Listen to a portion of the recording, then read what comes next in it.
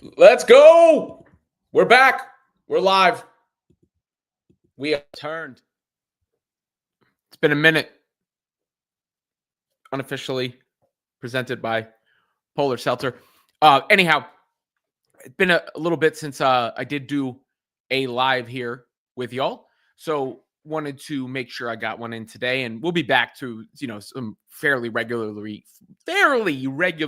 frequency there. I think you guys can understand it was the holidays and the like, and also nothing was happening. So when you combine the fact that I wasn't at home for a portion of that, and there was no news, a little bit of a small break, but back to your regularly scheduled Robin Lundberg show, as well as the, of course, videos that I consistently put up. You know what? I don't promote myself enough sometimes. So let me start this way. Please like, subscribe, thumbs up, subscribe, share, all those things to the channel. Make sure you check out Women's Fast Break on SI as well. That's in the description. I'll get into the piece I wrote today in just a second.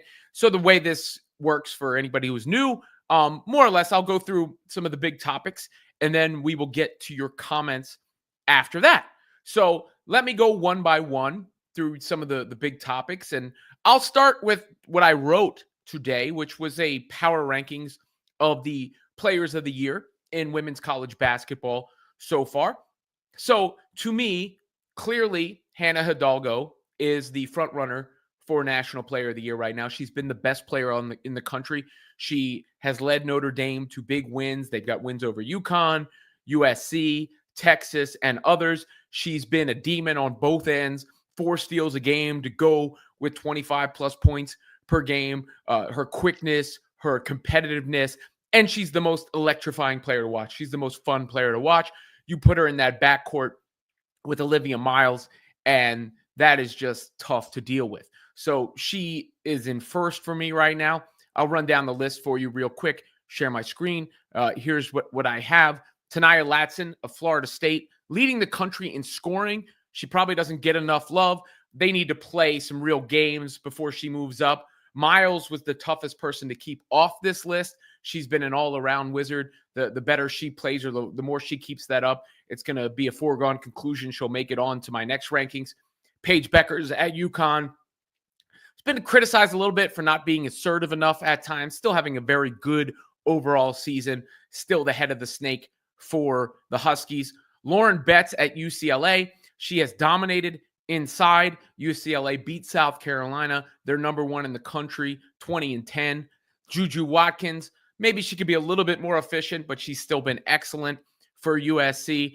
At her size, her scoring prowess is something to behold. And then Hannah Hidalgo, as I just mentioned. So those are my top 5 players in the country right now at this point in time. Of course, subject to change. Flau'jae Johnson could make her way up there once LSU plays a real team. Again, Olivia Miles is starting to create a little bit of a conversation about the number 1 pick, though it will be Bueckers. Regardless, it can move and shake. But right now, it's Hidalgo 1, Watkins 2, Betts 3, Bueckers 4, and Latson 5 for me. So those are my rankings for National Player of the Year at this moment. Make sure you check out the link if you want to read the full article, the reasoning for that, etc. The other thing that was in the news was Paige Bueckers' injury scare that happened in the UConn game against Villanova yesterday.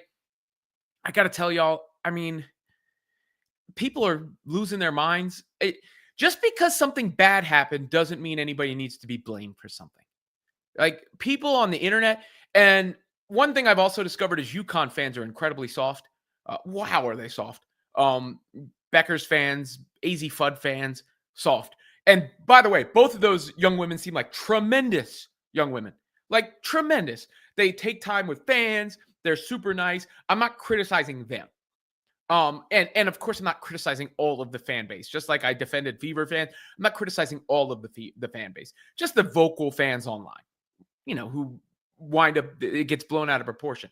But they're always crying about something, and they're like so like protective of their princesses that sometimes I think, they lose their minds. And that play in yesterday's game, the girl from Villanova is just diving on the floor for a loose ball.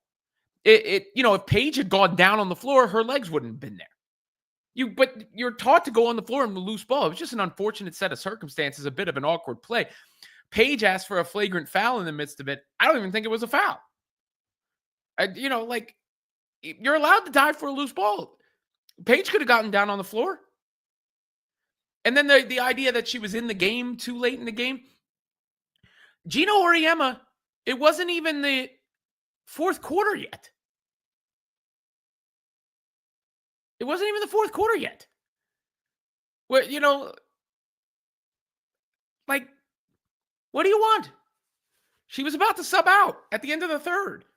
It's not like these games where Juju's been up 50 with 2 minutes left or 3 minutes left. There was a whole quarter left to play. So, number one, it wasn't a dirty play. It was an unfortunate play. Number two, the coach didn't have her in an unreasonable circumstance. A lot of these people, how many games, if we go back, I guarantee you Caitlin Clark was in Iowa games when she was breaking the scoring record with that much time left in the game and that big a deficit. People they see something they don't like and they have to blame somebody. Sorry, no one's to blame for that. No one's to blame for that. Things happen. It's basketball. It's sports. You're at an injury risk when you're out on the floor. Tough. The good news is, by the way, Paige is okay. I don't think Gino Auriemma would have said she was fine to the degree that he said after that. If there was any concern. Obviously, maybe she'll have imaging to be completely, take all the proper precautions, but I don't think there's anything to worry about there. It was tough when you saw her come back out. I was like, oh, she's good. And then she had tears in her eyes and you're like, oh, wait, is she good? But Gino saying that confirms that she's good. So no real issue there with UConn and Bueckers. And there's no controversy either. I can't believe people will make anything into a controversy. And fans be so soft. It's wild. All right. So that's that. Let's go to next this story, which is interesting. If you have been following the Rutgers Kiyomi McMiller drama. So this was actually on they used something from my site here. She did. I think she deleted it. But as you see that headline and Grant with the article, but she transfer portal immediately. She's sharing that. Apparently her advisor is Leonard Ellerby, who is like Floyd Mayweather's boxing promoter. I don't know what's going on there. But if you go to Kiyomi McMiller's IG story, you'll see so many different posts on there where she's like throwing her team under the bus.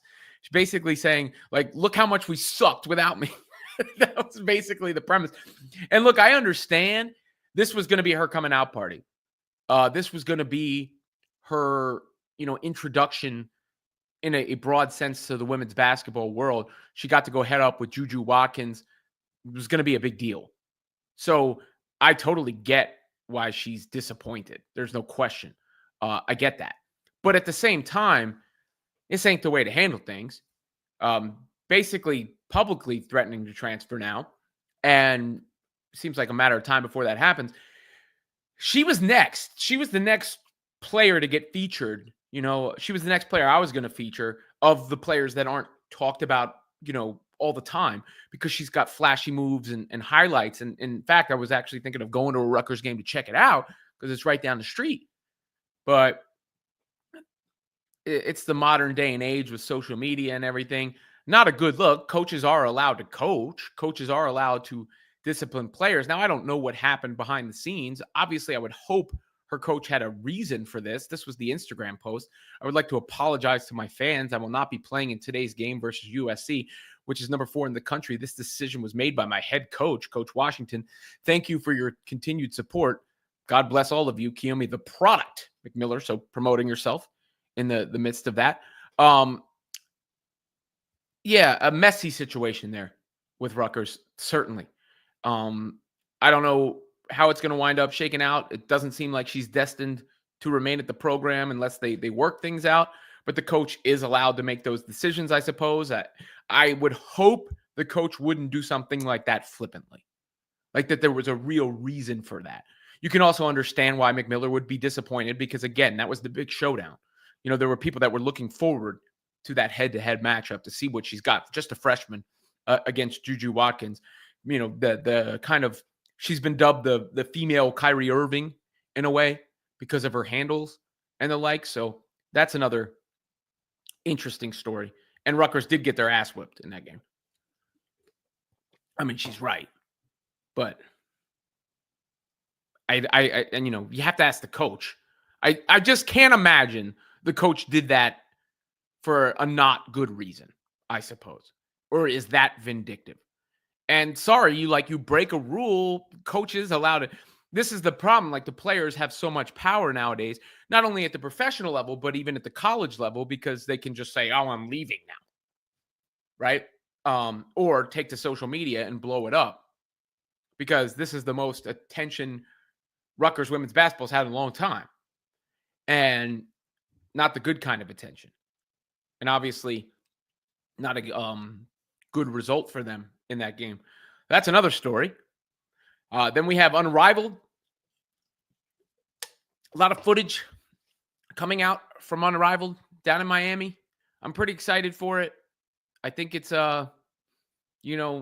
interesting, to say the least. The 3-on-3 aspect, the players. The biggest thing about Unrivaled to me is so many of these women have had their profiles raised in the last year, or with the last WNBA season. Because if you were to ask people to name WNBA players before last year, non-plugged in WNBA people, it would be a struggle. Fair, right? Like, it would be a struggle to name one or two for most casual sports fans. Obviously now, Caitlin Clark, Angel Reese. Caitlin Clark, number one. Angel Reese was the other rookie attached to Clark in a sense. But I think a lot of casual fans can now go Asia Wilson, Brianna Stewart, Sabrina Ionescu, Nafisa Collier, Arika Agumbawale, so on and so forth. Cameron Brink. There's just a lot more names that have gravitas and power, even, role players. Dejanay Carrington was involved in a big thing, and on people's minds a lot. There are various other players, throughout the league that get talked about. Now you're talking about the draft picks. Oh, Paige Bueckers, number one. Oh, Juju Watkins is coming. Oh, Flaugier is part of Unrivaled. Oh, Hannah Hidalgo, who I just mentioned. I mean, that's a lot. I mean, on the women's side, I think last year, the Final Four on the women's side outrated the men's, both the championship game and the Final Four as a whole, which I would have thought was not possible in my lifetime. I think it could happen again this year. Not the beginning of the tournament. I think the men will outrate the women at the beginning of the tournament when all of the teams are there. But once you get further down the line and you get to the higher leverage games, if the right teams advance, I think the women will outrate the men again, because I think there is more star power on the women's side. If you get, South Carolina and LSU and USC and UCLA and UConn and Notre Dame, if you get those teams involved in the Elite Eight with Bueckers and with Hidalgo and with Watkins and with Dawn Staley's program, like, I think they'll outright the men again. I do. If that happens that way, deeper into the tournament. And then when you talk about the WNBA, that momentum from Unrivaled could carry over into the WNBA season. And obviously the momentum from last WNBA season is going to carry over to Unrivaled. Because one thing, for all the people who said this idea of like, oh, all these new fans and the new fans who are so good for the sport. It's the stupidest. I've never heard a more ass backwards narrative in the history of narratives. The pushback to the new fans. Because so many of the new fans who came because of Caitlin Clark have held on. They watched the WNBA finals. They're curious about Unrivaled. They're going to watch.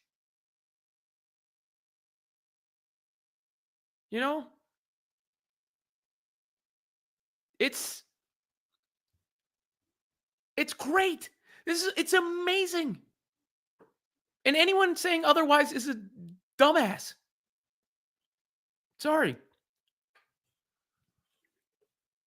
So I'm pretty hyped for Unrivaled. There's a long the WNBA offseason is too long. It is too long. And I say that relative to other sports. The NBA season ends what? The WNBA offseason is like as long as the NFL's offseason, and that's a full contact sport. It's even longer, I think. The NBA starts, the finals are in June, season starts again in October. So you're talking July, August, September. You're basically 3 months off. WNBA is basically October, November, December, January, February, March, April, 7 months, more than twice as long. So having something in the meantime is great. And obviously it's great for their financial status as well. So I'm pretty pumped for Unrivaled. And then finally, you also got WNBA free agency. So not only will the college basketball season pick up, but you'll also get WNBA free agency, and people love free agency. The big fish are going to be, I saw Annie of the Chicago Sun-Times, who's basically the WNBA Woj. She wrote a piece yesterday talking about how you should expect the Liberty, Aces, Lynx, and Fever to pick off all the big-time free agents, which I guess isn't surprising or shocking. Now, there aren't that many big-name free agents who you can actually expect to move, especially because the core designation is such a big thing in the WNBA. Like, that's not something that is around in every other sport necessarily. It's kind of like the franchise tag in the NFL, where basically you can say you're core, you're staying here. No, you got no choice, unless you core and then work out a trade. So this idea that like Kelsey Mitchell is a free agent, sort of, or any of the free agents who haven't been cored before, sort of. Brianna Stewart is a free agent. She ain't going anywhere. The players who are likely to move, the biggest name, Satu Sabali is number one. She is the big free agent that everybody's talking about and seems to think has a chance to move, but I'm not sure Dallas doesn't core her as well. But obviously the Fever, she would be a perfect fit for the Fever. Obviously the Liberty, there's rumors there because of her relationship that goes back with Sabrina to Oregon and her sister being there. I don't know if the Liberty can actually make that happen financially with who they have under contract. And then there's also the Kelsey Plum. That's the other interesting one, because there seems to be a little bit of smoke to the idea that Kelsey Plum wants to leave the Aces. And in Annie's piece, she mentioned the Sparks and the Storm. Sparks and the Storm. So,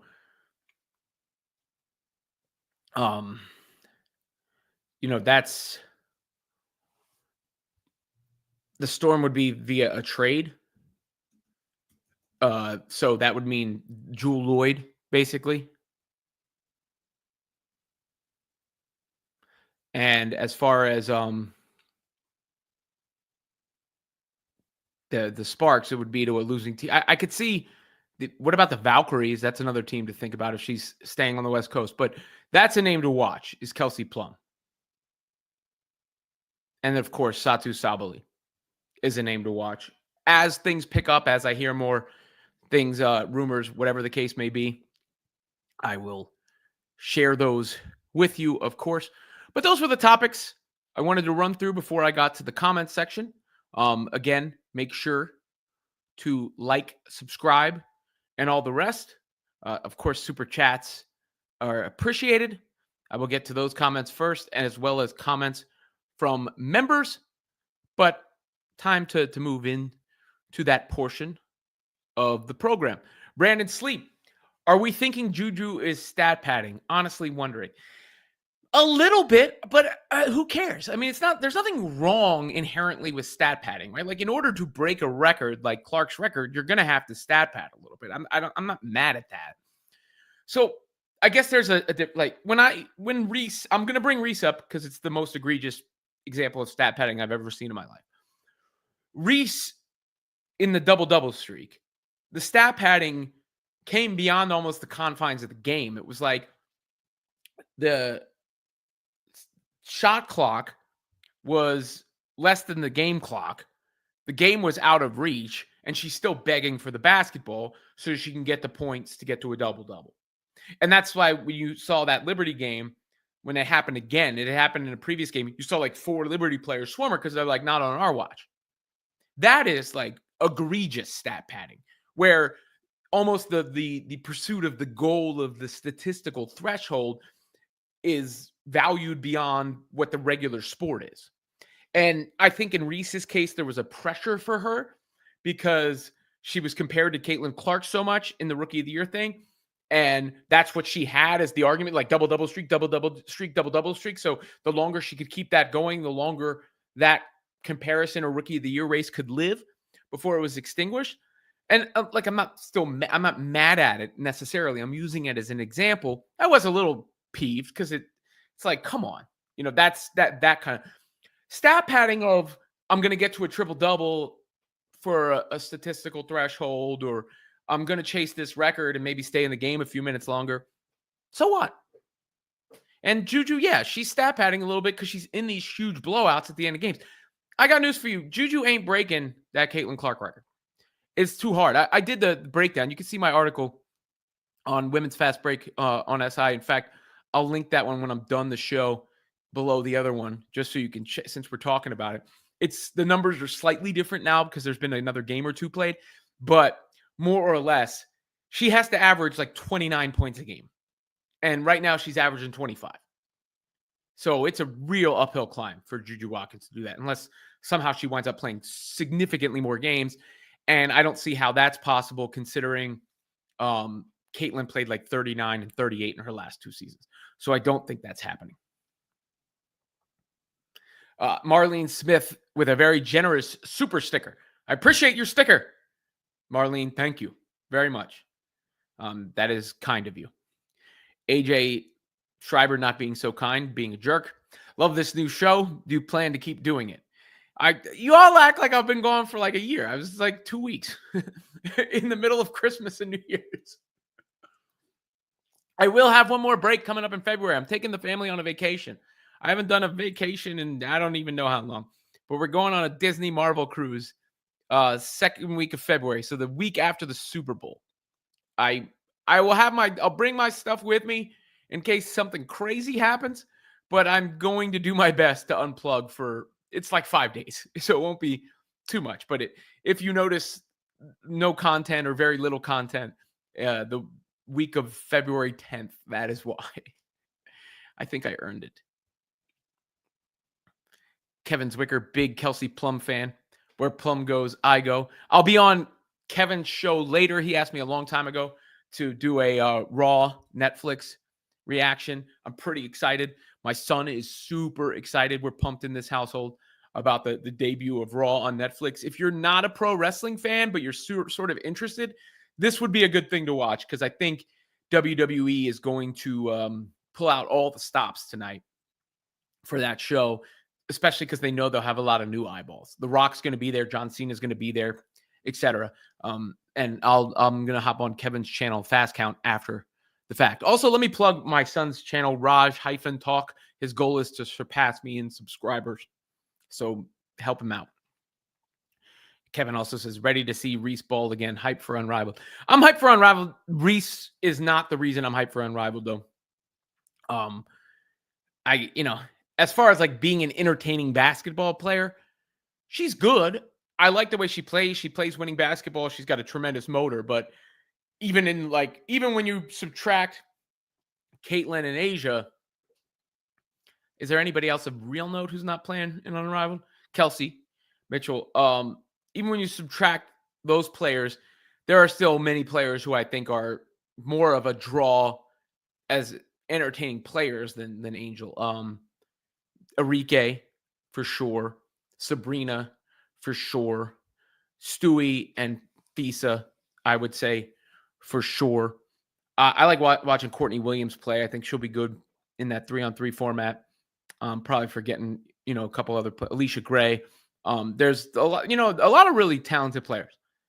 And I like I think Angel's personality and ability as sort of like a social media salesperson is going to really help them. She's going to promote the league. She'll be the best promoter for the league. There's almost no question. And that will help them. Because Angel is very good at that for sure. All right, let me see where we're at. Hope is preppy and loves turtles. Says, "Hey Robin, hope you had a great Christmas and New Year. Looking forward to your upcoming post. Thank you." AJ with another troll post. "Hey Robin, read your latest article on SI website. Why you rank my girl Paige so low?" He thinks he's been trying to troll me in this group chat we have that I'm like slighting Paige because she's been compared to Caitlin, and it's not the case at all. I don't even care. Caitlin Clark is so much better than Paige Bueckers. It's a stupid premise to even put on the table. Paige is a very good player, though. She's very efficient is the word. But when you keep using the word efficient, that eventually becomes a diss because it means you're not doing enough with volume.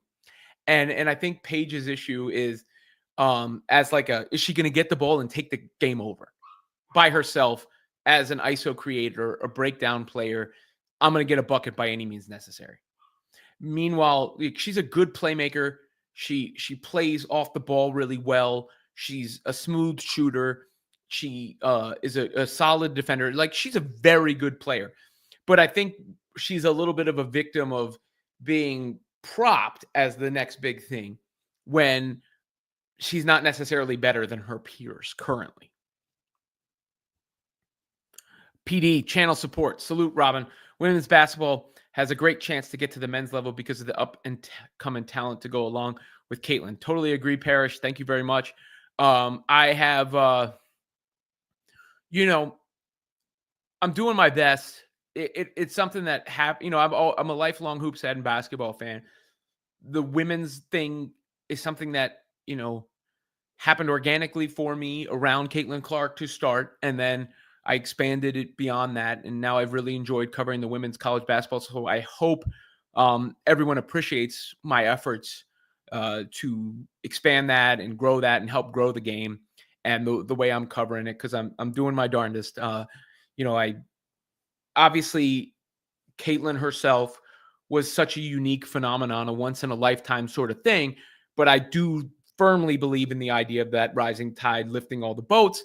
And I do firmly believe that has already happened. And I do firmly believe that going forward, she doesn't need to be attached to every conversation, whether it's comparing somebody to her or saying somebody's not as good as her or nobody cares because she's not in it or you only care because she is in it. I think we can put so much of that stuff in the past, as well as the WNBA reverence tax, which I've referenced, which is the notion of if you are talking about Caitlin, you then must list off WNBA greats of the past and present. You can talk about Caitlin Clark.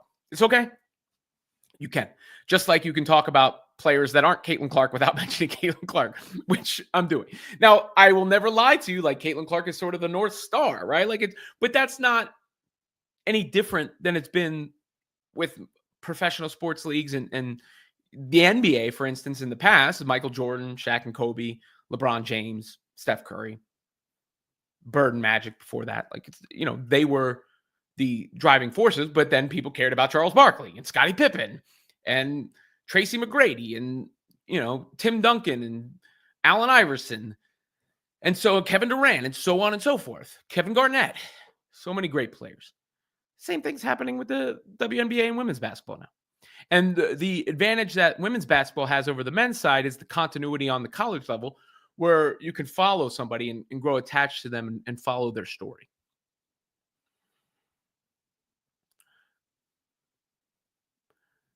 Jay Ali says, you just know Juju is going to get National Player of the Year. We'll see.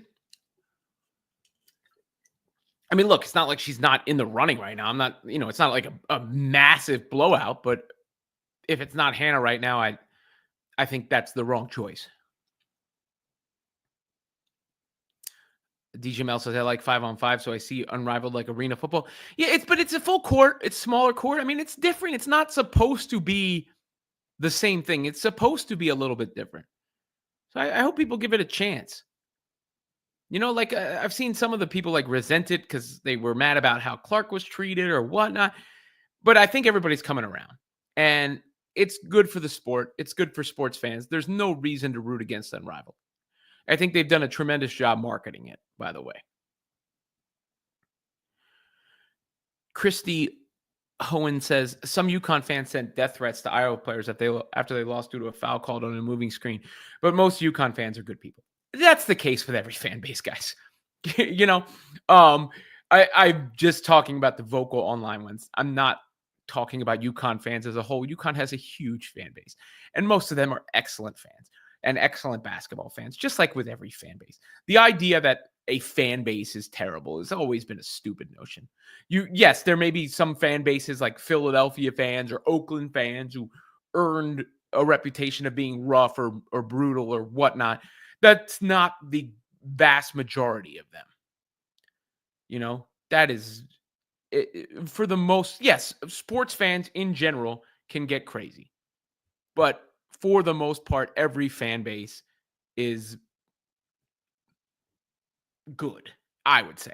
And the more fans, the better. Any business or entertainment product that isn't thinking the more fans, the better is destined for failure. David Tran with a super sticker. Appreciate that. Thank you. Appreciate that quite a bit. Thank you. All the super stickers. Sean Davis, member. Yeet, it's time to start the Monday night Netflix era. Pumped about it, Sean. Check out, I'll be on Kevin's show afterwards. And every Friday night, I'm on with Denise Salcedo, SmackDown reaction show. Done some shows on Busted Open this past year on Sirius XM. So, I always announce that when I'm doing that. But definitely pumped for Raw on Netflix tonight.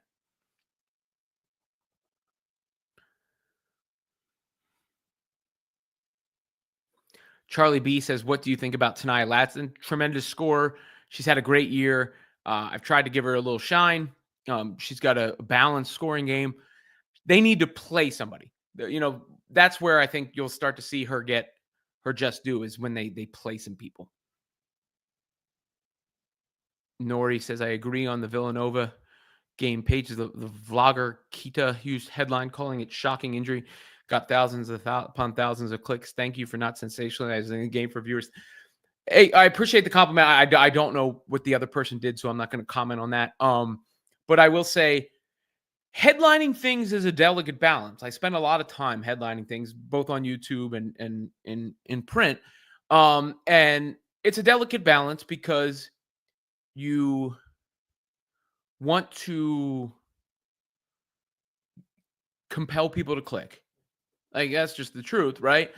But you don't want to mislead them or sensationalize. So what's that? How do you walk up to that line without crossing it? And especially if something like an injury, I'm not going to, I have integrity. I do believe so. I do my best to give it to you straight. And I'm hopeful that over time, and it's already happened, but I'm hopeful that people see that and they come to me because of that, right? Like, because of that, they know they're getting honest coverage that's I would hope entertaining, but not, overdone just for the sake of it.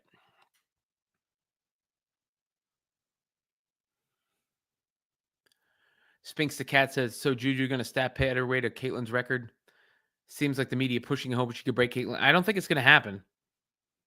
I mean, even if you look at yesterday, she didn't score enough points. She's got to score like 30 points. Caitlin scored like 32 points a game as a senior.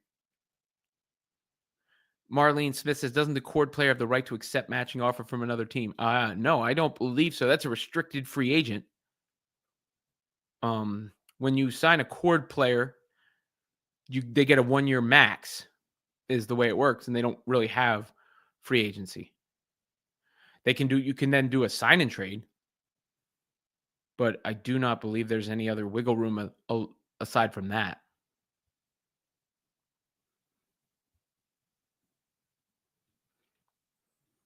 Bobby, you at Lundberg Live. It's been a minute. They're back. Don't worry. At least a couple of weeks. Katie says that it will be interesting to see where Jewel Lloyd ends up, no doubt.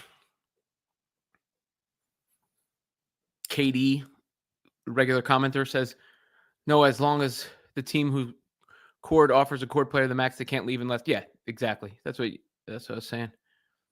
Cat S says, saw an article that Kiyomi was benched for being involved in a locker room altercation after their last game. Yep, that's what I read too. I think that was in the Star Ledger, New Jersey. That's the one that had the Leonard Ellerby comments. Sally Gainey says, not an illegal move, but it should be unless both players are already on the floor. No, you can't legislate diving for a loose ball out of basketball. That's not fair.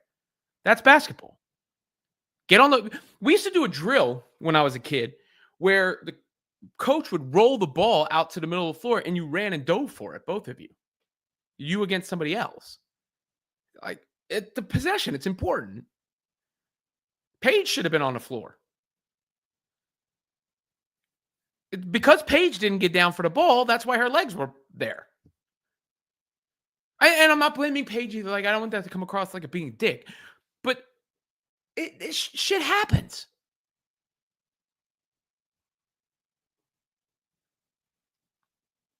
She also adds, Satu going to the Liberty would be like Katie going to the Warriors. Kind of. Yeah. Happy New Year, Ernesto. Tinkerbell, good morning. Where are you at, Tinkerbell? Future of the Retro says, if Juju wanted to stat patch, she wouldn't be taking 5 less shots a game than last season. If people would stop viewing her game through the lens of this record chase, she's never mentioned they'd be able to stop reaching and appreciate her more. Like I said, if she's in the game late because they want to pad her points total, I don't even really have a problem with it. I'm not watching her game through the lens of stat padding. And again, I don't think at this point, it's completely unbiased sense. It's a real long shot for her to break that record. Juju's a hell of a player. She's fun to watch. And I think with Juju, for me, it's her shot selection at times. And can she continue to get better at involving her teammates because of the attention she draws? Like, she could be a LeBron type force given her size if she can leverage that to find her teammates and continue to grow as a player and take the right shots when they present themselves on the floor. Because if she becomes also like a marksman from the outside, tough to deal with. You know I'm right, says, I'm surprised Caitlin Clark isn't appearing on the Raw on Netflix debut tonight. Maybe the Royal Rumble. That's in Indianapolis. Old Seer says some of these players need to play. They crave the challenges. It's what drives them. Don't blame the coaches. Yeah, I mean, look, the problem is in so many of these games, the teams are so much better than the other team. You got to blame the schedule. They're up by 30 before the game starts. And as far as like specifically with some of these games, like it's different when Juju is the name that comes up because there's been a couple times she's been in the game up 50 with 5 minutes left. That's pretty deep into the game. Yesterday with Paige, it was not even the fourth quarter.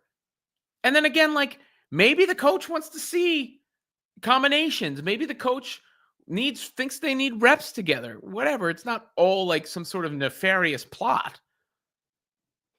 And from my experience, the more you like try to plan for something like that, you're almost willing it into existence. You can only protect somebody so much. I've heard other people say Kita is solid, so I didn't mean to throw that comment up and take a shot at anybody. I didn't see. I have not.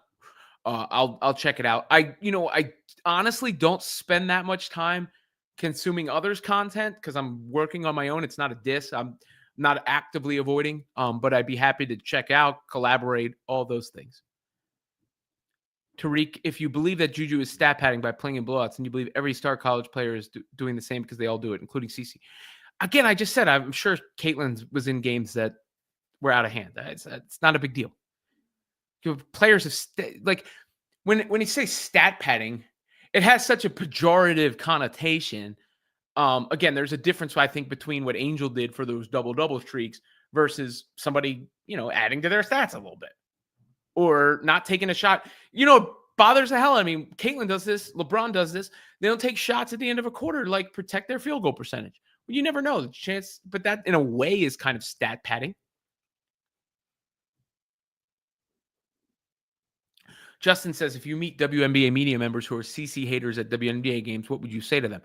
Well, I have met them. You know, here's the little secret. A lot of these folks do not keep the same energy, right? Like, it's a lot easier.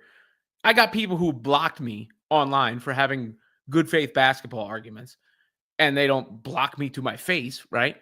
And I've referred to them as the crybaby bullies because they're always aggrieved about something. It's always, either somebody is being wronged or there's or we have to have some sociological takeaway about the most minute things. I'm not trying to start fights with people or hold grudges with people, whatever.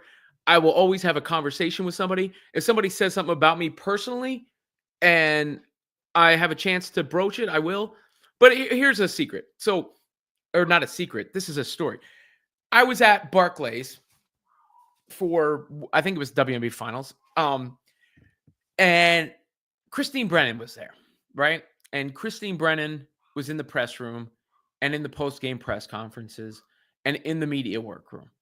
And I know for a fact, because I seen it, some of the people that were there took her to task on the internet about the Dejanay Carrington thing. I didn't see a single person say a word to her in that regard at the arena.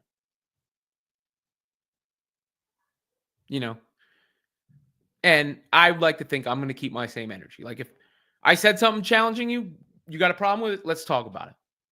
But I also do my best not to just take shots at people. Like, if it's appropriate or it's within the realm of critique, okay. But I'm not just going to take shots at people or flex on the internet for no reason. And again, I've had people block me who I thought I was having good faith basketball debates with, and then they put the last word out there and then blocked me. Oh, like, look at me. Way to go.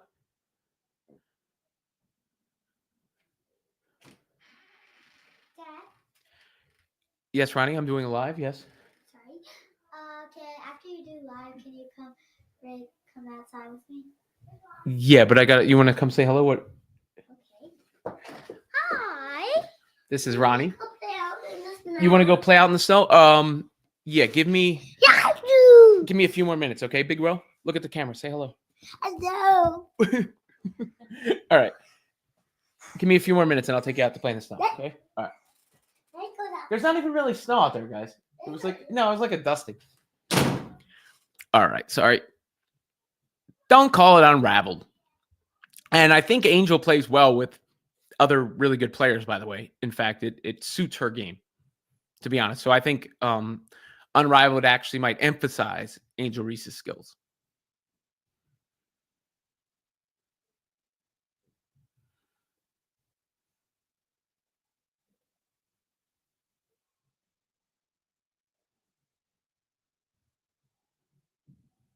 Thank you, Leanne. Cool kids.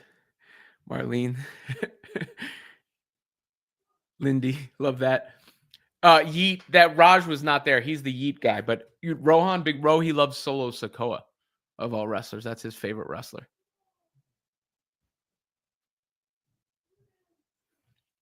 Justin says, I'm not a conservative or MAGA, but it seems like the WNBA community is filled with far left progressives. I mean, look, I don't like to throw labels on people.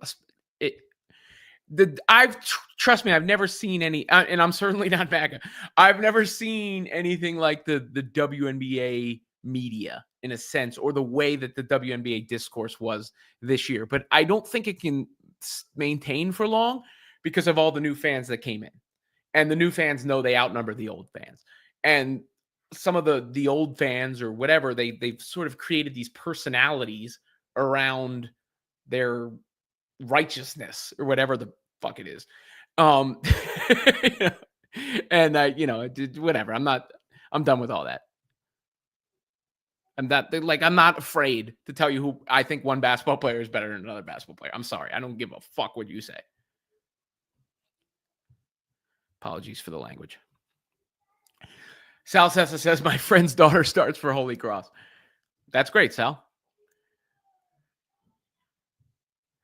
I think it will definitely be up tempo to a certain extent because they know they're gonna. He's talking about Unrivaled, the compressed courts, because you got a compressed court, but you also have 3-on-3. PD says, can you touch on the WNBA fishing matter that came up the other day? Sure. I mean, look, I think that is a case of there were so many more eyes on the product, so then therefore there's so much more criticism of it. And officiating is a tough job. I did a feature for SI a couple years back about officiating in sports, and I interviewed the directors, and the leagues take it seriously, right? It's the easiest thing to criticize. I mean, in the NFL, how many plays are there in a typical NFL game? So many different plays, so many snaps, and how many calls are wrong in a game? 1 or 2? It's actually a very good percentage, right? Basketball is even tougher because it's bang, bang, and live action. I think there's going to be human error, and there was more people on it. I think, hopefully, I believe that the WNBA uses this long offseason to address a lot of issues. To me, the biggest problem with the officiating, I mean, they allow physical play, which I like. I think it helps the WNBA. My biggest issue was Game 5 of the finals, to be honest with you, because it made the finals feel anticlimactic, the way that was officiated. That was my biggest issue.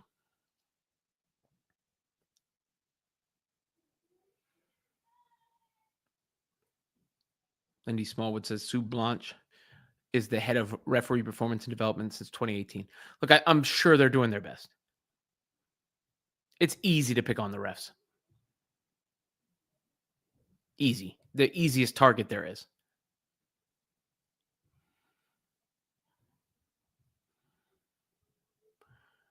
The easiest target there is.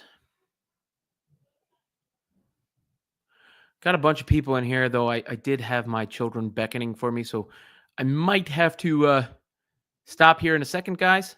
Any other comments you want to get in? Send them in now before I wrap this one. I promise I'll do another one this week.